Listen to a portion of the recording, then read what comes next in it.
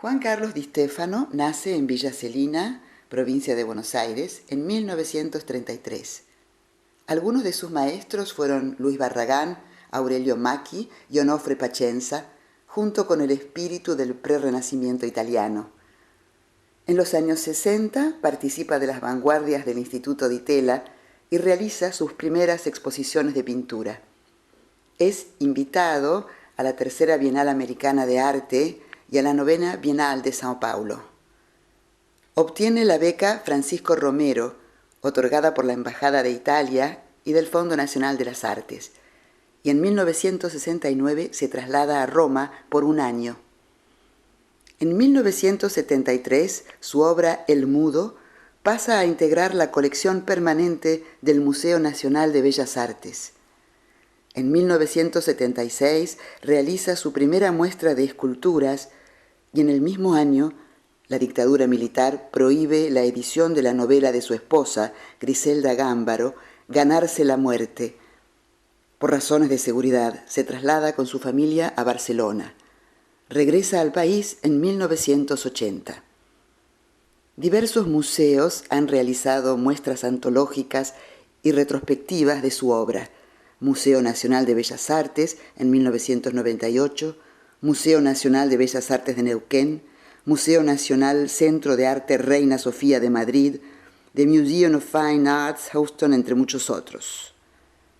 En la visita que realizamos a su taller del barrio de La Boca, Di Stéfano reflexiona sobre sus búsquedas en el arte. Bueno, lo que yo traté siempre de ser pintor, de escultura no tenía la más mínima idea, obviamente de pintura tampoco.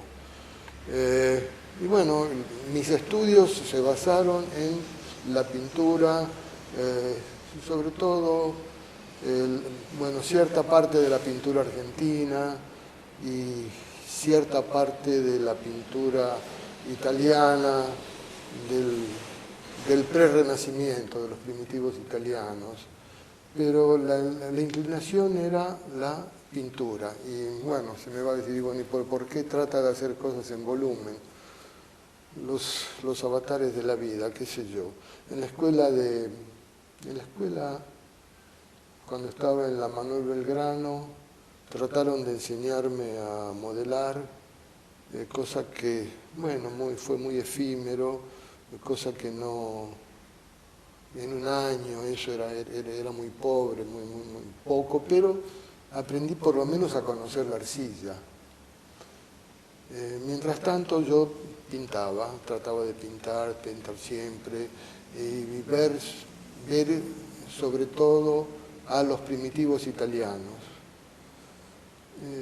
Con el correr de los años se me ocurrió, seguramente viendo a los maestros de la llamada nueva figuración, cierto tipo de relieves que incluían la pintura también, ¿no? Entonces, en esos relieves había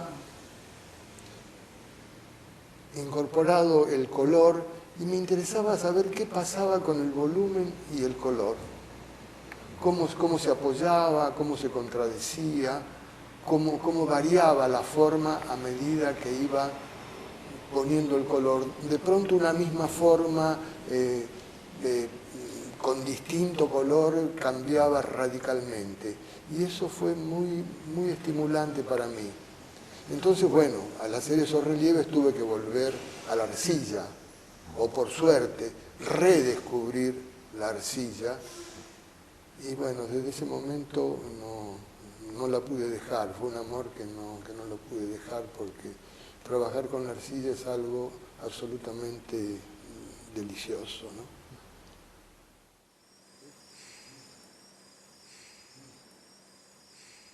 Bueno, digamos, el momento que vivíamos es antes de la dictadura, pero ya había, no sé, había murmullos de lo que sucedía. Yo que soy un tipo de salir un poco, pero bueno, estaba enterado, no es que pertenezca a ninguna organización porque no es mi carácter, pero había como un olor de cosas atroces que pasaban. Y me entero que Lugones, que en su principio era anarquista, termina siendo el padre de un comisario, es el inventor del submarino, es decir, de lograr confesiones metiéndole la cabeza en un balde o en lo que fuera, ¿no? Entonces, bueno, es eso, es decir, esa era, digamos, el motor que me impulsó a hacer eso. Esa obra, no sé qué pasaba con esa obra, que no fue censurada nunca, sigue expuesta ahí. Y fue expuesta en momentos durísimos. Nunca se movió esa obra del museo. También es extraño, ¿no? Somos inofensivos. La conclusión es que somos inofensivos.